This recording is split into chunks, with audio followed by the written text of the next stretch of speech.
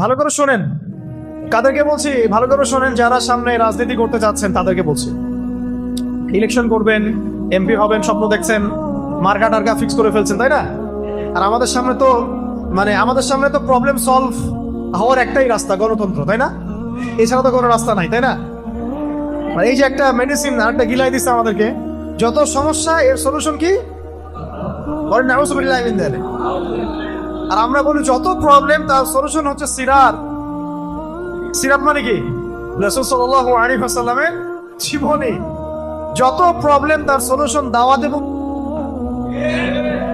যত প্রবলেম তার solution Islamic শরিয়া রাষ্ট্র।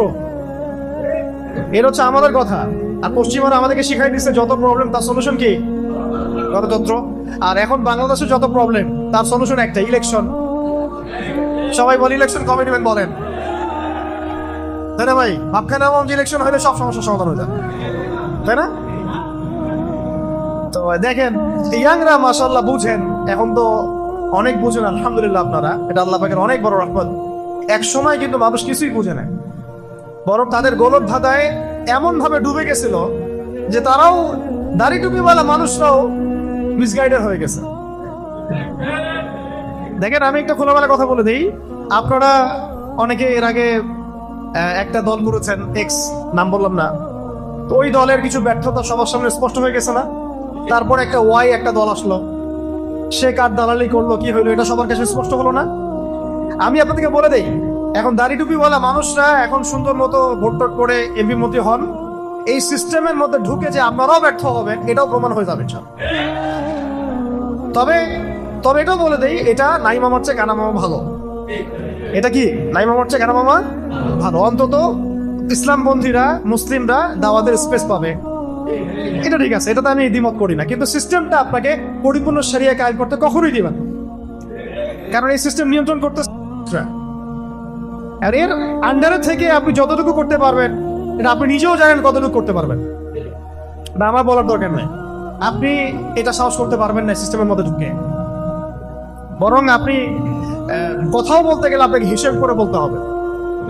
না জানি আবার আব্বু মাইন্ড করে কিনা, আপনি বলার সাহসই করতে পারবেন, কারণ সিস্টেমটাই তার, এটা তার দিন, এটা তার ধর্ম।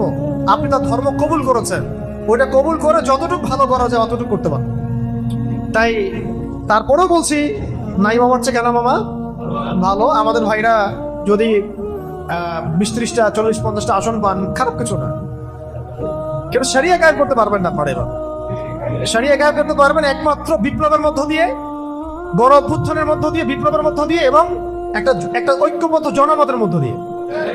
এবং সেই জনমত তৈরি করতে হলে সবার কাছে দাওয়াত দিতে হবে যে শরিয়ারই সমাধান, ইসলামী সমাধান, শরিয়াই সমাধান, কোরআনী সমাধান, হাদিসি সমাধান, সিরাতি সমাধান। এবং এটা কায়েম করতে হলে প্রয়োজনীয় জিহাদও করতে হবে, এটা স্পষ্ট করতে হবে। তার আগে আপনি এইভাবে সিস্টেমের মধ্যে ঢুকে শরিয়া কায়েম করতে পারবেন না। তাও যতটুকু পড়েন আলহামদুলিল্লাহ করেন, সমস্যা নাই। অন্তত আমরা একটু ভালো থাকলে হলে, আমাদেরকে আবার ধরেন না তখন, আপনারাও আবার আমাদেরকে ধরে যদি আয়না করে ঢুকাই দেন তাহলে তো হইলো না, তখন আপনাদের সাথে তো তাগুদের কোনো পার্থক্য থাকলো না, তাই না ভাই? আবার এমনও যেন না হয় যে আপনারা আবার বেশি এগ্রেসিভ হয়ে গেলেন আমাদের ব্যাপারে, তাগুদ যা করে নাই সেটা আপনারা করে দেখালেন, এমন যেন আবার না হয়, তাহলে জনগণ কিন্তু আপনাকে ছাড়বে না তখন আবার।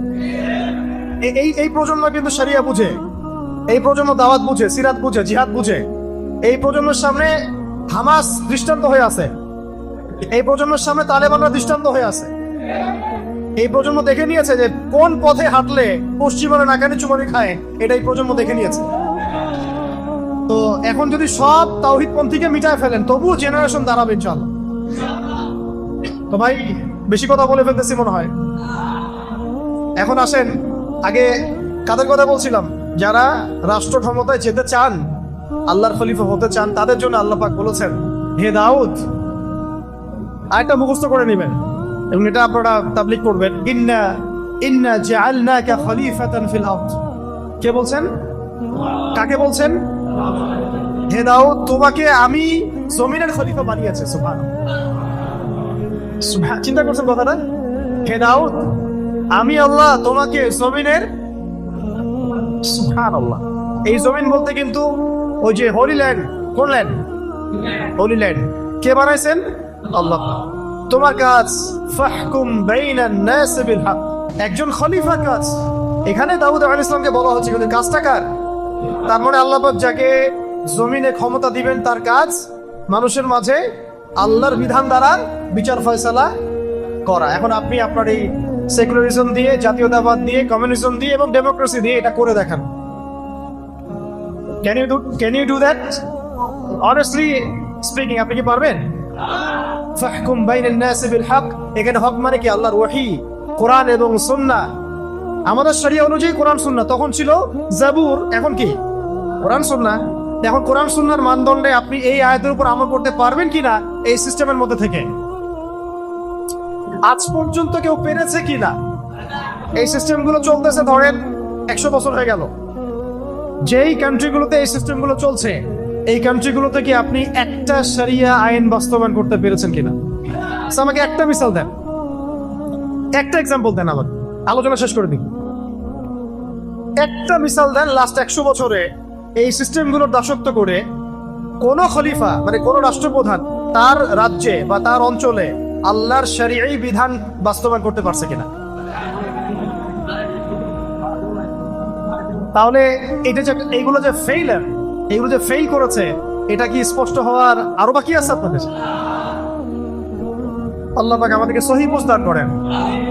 এই সিস্টেমগুলো সরাতে হবে, নতুন সিস্টেম নিয়ে আসতে হবে। সেই নতুন সিস্টেমটাই হচ্ছে শরিয়া, ইমারা এবং খিলাফা। শরিয়া, ইমারা এবং খিলাফা আমরা না নিয়ে আসলেও ইমাম মাহদী নিয়ে আসবেন ইনশাআল্লাহ। আমরা যদি কিছু নাও করি, এইভাবেই মুনাফিকের হালতে মরে যাই, নাউজুবিল্লাহ, ঈসা আলাইহিস সালাম নিয়ে আসবেন ইনশাআল্লাহ।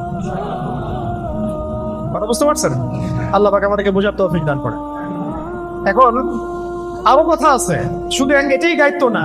ফাহকুম বাইনান নাস বিল হক বলার পরে আল্লাহ পাক আরো বলেছেন, ওয়ালা তাত্তাবিউল হাওয়া, ওয়ালা তাত্তাবিউল হাওয়া, নিজের প্রবৃত্তির অনুসরণ করো না। রাষ্ট্র চালাতে গিয়ে প্রবৃত্তির অনুসরণ মানে কি? আল্লাহর বিধান, ইনসাফ, আদালতের বাইরে নিজের প্রবৃত্তির দাসত্ব করো না। মানব রচিত বিধানের দাসত্ব করো না। সোজা কথা, মানব রচিত বিধানের দাসত্ব করো না, আল্লাহর বিধানের দাসত্ব করো। এই সিস্টেমগুলোকে আপনাকে এই আয়াতের উপর আমল করতে দিবে?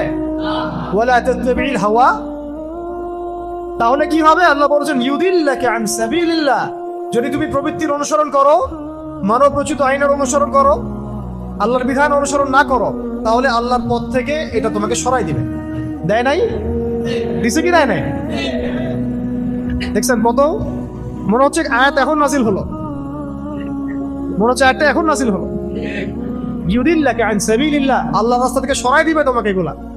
তোমাকে এগুলো আল্লাহর রাস্তা থেকে সরাই দিয়ে কাফেরদের দাসত্ব করাবে, কাফেরদের দাসত্ব করাবে।